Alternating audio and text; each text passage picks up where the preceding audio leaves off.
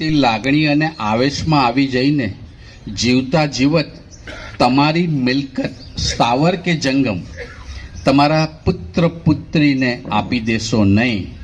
જો એવું થશે તો પુત્રો પુત્રી મા બાપના ભાગલા પડશે અને છેલ્લે ગરડા ઘરમાં જવાનો વારો આવશે. આ એક સનાતન સત્ય છે. તમારી સ્થાવર કે જંગમ મિલકત તમારા નામે જ રાખો અને વિલ દ્વારા જ તમારા પુત્ર પુત્રીને આપો. પુત્ર એવું કહેશે પણ ખરા કે પપ્પા મને મારા નામે મિલકત કરી દો તો મને લોન મળી શકે, તમારી ઉંમર થઈ ગઈ છે તો મને લોન મળી શકે, મારા વેપાર ધંધામાં કામ આવે તો એવું કરી આપો. પણ એકવાર કઠોર બનીને ના પાડી દેજો કે બેટા મારી મિલકત જે મારી સેવા કરશે એમને જ વિલ દ્વારા જ મળશે, એ સિવાય મળશે નહીં, એવું કહી જ દેવાનું. તો ગરડા ઘરમાં જવાનો વારો નહીં આવે. અમદાવાદમાં 22 ગરડા ઘરનો ઉત્તરોત્તર વધતા જાય છે. હવે તો નવા નામ આવી ગયા, વડીલ નિવાસ, વડીલનો સહારો, અલખનો ઓટલો, વિસામો. હા વિસામો.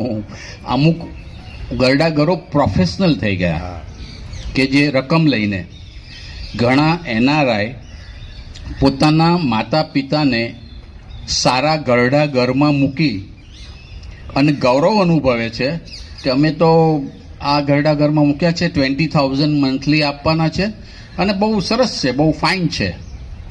મા બાપને પુત્ર પુત્રીનો સહારો જોઈએ છે, રકમની જરૂર નથી.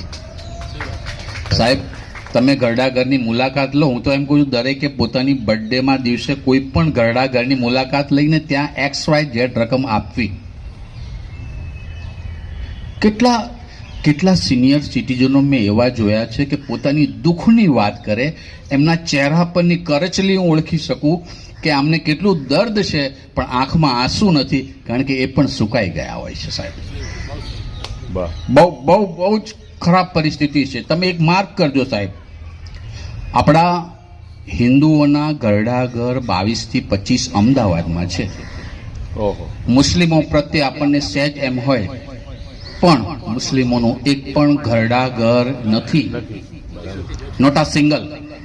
રબારી કોમ્યુનિટીમાં બી કોઈ ગરડા ઘર જ નહીં, એ ગમે તે રીતે સાચવી લે. આપણે આપણી જ્ઞાતિ, આપણી હિન્દુત્વ ઉપર આપણને ગૌરવ હોવું જોઈએ કે મારા મા બાપને હું ગરડા ઘરમાં કેમ મોકલું? વાય એ જ પરિસ્થિતિ તમારી આવવાની છે. વિલ કર્યા વગર તમે અવસાન પામો તો